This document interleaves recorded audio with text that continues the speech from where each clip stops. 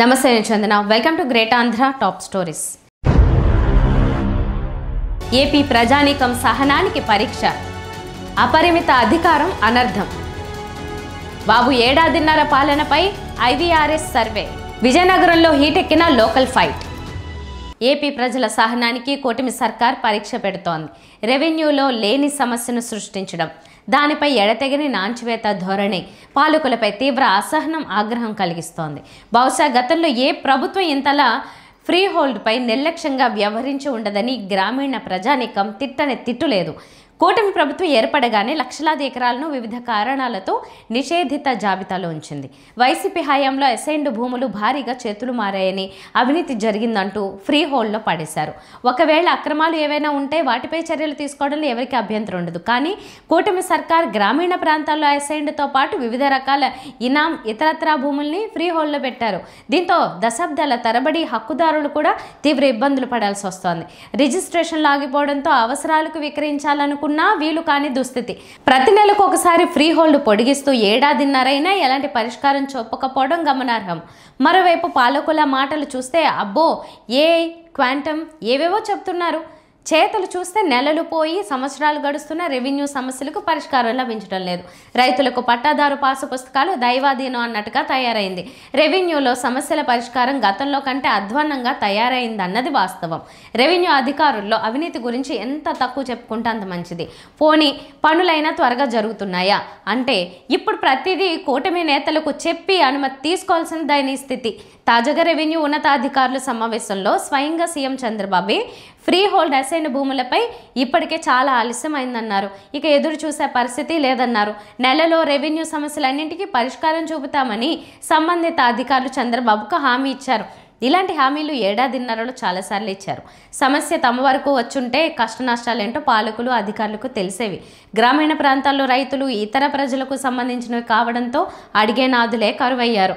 అందుకే పాలకులు, రెవెన్యూ అధికారులు వారి జీవితాలతో ఆడుకుంటున్నారనేది చేదు నిజం. విమానయాన రంగంలో ఇండిగో పెత్తనం సంక్షోభానికి దారితీసింది. కేవలం ఒకే సంస్థను ప్రోత్సహించడం వల్ల దాని ఇష్టారాజ్యంగా మారింది. చివరికి కేంద్ర ప్రభుత్వమే ఆ సంస్థకు అనుగుణంగా నడుచుకోవాల్సిన దుస్థితి.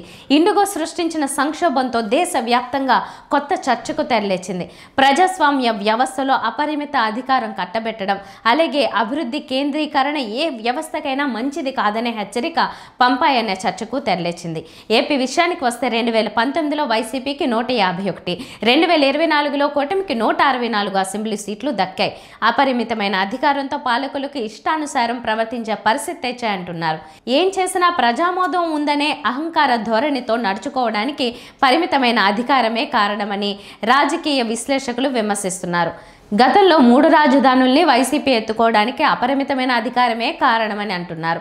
అలాగే ప్రస్తుత కూటమి సర్కార్ మెడికల్ కళాశాలల ప్రైవేటీకరణపై మొండిగా ముందుకెళ్లడం, ప్రత్యర్థులపై విచ్చలవిడిగా అక్రమ కేసులు, అమరావతిలో అడ్డగోలుగా భూసేకరణ, అలాగే రాజధాని కేంద్రంగా లక్షల కోట్లు అప్పు చేసి మరీ అభివృద్ధి పనులు చేపట్టడం తదితరాలన్నీ భవిష్యత్తులో మూల్యం చెల్లించుకునే పరిస్థితిని తీసుకొస్తాయనే అభిప్రాయం వ్యక్తమవుతోంది. చేతిలో అపరిమితమైన అధికారం ఉంటే పాలకుల్లో భయం పోయి నియంతృత్వ పోకడలు తిష్ట వేస్తాయని పలువురు అభిప్రాయపడుతున్నారు. ఏ విధంగా అయితే ఇండిగో సంస్థ నిబంధనల అమల్లో నిర్లక్ష్య ధోరణి ప్రదర్శించి లక్షలాది మంది ప్రయాణికుల ఇబ్బందులకు కారణమైందో ప్రభుత్వాన్ని నడుపుతున్న పాలకులు కూడా అదే చేస్తున్నారని గుర్తు చేస్తున్నారు. ప్రజలు బలమైన ప్రతిపక్షాన్ని కూడా ఎన్నుకుంటే పాలకులు జాగ్రత్తగా నడుచుకునే పరిస్థితి ఉండేదంటున్నారు. కానీ ఒక పక్షానికే పట్టం కడితే దుష్పరిణామాలు ఎదుర్కోవాల్సి ఉంటుందని అంటున్నారు. వ్యవస్థల్ని ప్రైవేటు పరం చేస్తే దాని పర్యవసానాలు ఎలా ఉంటాయో ఇండిగో నిలువెత్తు నిదర్శనం అనే చర్చ జరుగుతోంది. భవిష్యత్తులో మెడికల్ కాలేజీలు అందించే సేవలు కూడా ఇందుకు భిన్నంగా ఉండవని హెచ్చరిస్తున్నారు. ముఖ్యమంత్రి చంద్రబాబు నాయుడికి సర్వేలపై మోజు. అధికారంలోనూ ప్రతిపక్షంలోనూ ప్రజల నాడిని తెలుసుకునేందుకు నిత్యం వివిధ మార్గాల్లో సర్వే చేయించుకుంటుంటారు. చంద్రబాబు నేతృత్వంలోని కూటమి ప్రభుత్వ పాలనకు ఏడాదిన్నర అయింది. దీంతో ప్రజాభిప్రాయం తెలుసుకోవాలన్న కుతూహలం బాబులో ఏర్పడినట్టుంది.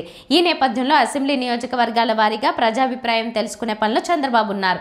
ఈ మేరకు ఇంటరాక్టివ్ వాయిస్ రెస్పాన్స్ సిస్టమ్ సర్వేని ప్రభుత్వమే చేపట్టినట్టు టీడీపీ వర్గాలు చెబుతున్నాయి. కూటమి ఏడాదిన్నర పాలన ఎలా ఉంది, మీ నియోజకవర్గ ఎమ్మెల్యే పేరుతో సహా చెబుతూ పనితీరు ఎలా ఉంది, ఇప్పటికిప్పుడు ఎన్నికలు జరిగితే మీ ఓటు వైసీపీకా కూటమికా అని ప్రశ్నలు అడుగుతూ సమాధానం రాబట్టే ప్రయత్నం చేస్తున్నారు. కూటమికి అనుకూలంగా ఉన్నవాళ్ళు 1, 2, 3 ఆప్షన్లు నొక్కడానికి వెనకాడడం లేదు. కానీ కూటమి వ్యతిరేకులు ఆప్షన్ బటన్ నొక్కేందుకు భయపడుతున్నారు.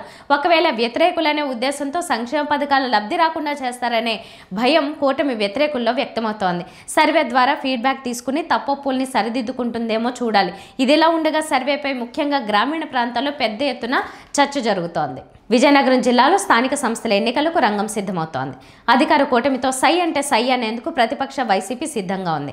జిల్లా పరిషత్ చైర్మన్ పీఠాన్ని 2021లో వైసీపీ కైవసం చేసుకుంది. మరోసారి వైసీపీ జెండాన్ని ఎగురవేయడానికి చూస్తోంది.